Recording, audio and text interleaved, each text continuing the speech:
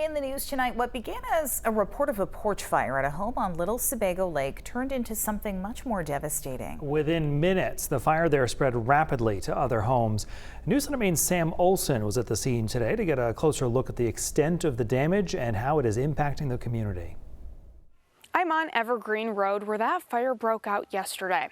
It escalated from a porch fire to a blaze that burned almost 2 acres of homes and woods within minutes.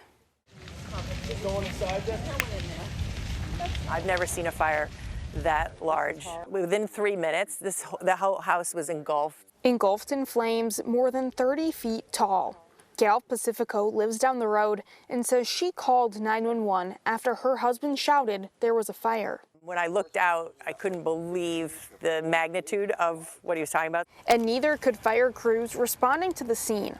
Scott Doyle with Raymond Fire and Rescue says he's never fought a fire like this one. Last night was one of those nights where you used multiple skill sets. He says crews were fighting building fires, car fires, propane tanks on fire, and woodland fires all at the same time. There was legit problems down here and it was chaotic. The problem is unfortunately far from over for some who call this home. It's shocking. Brian Harnwau's family owns this camp next door.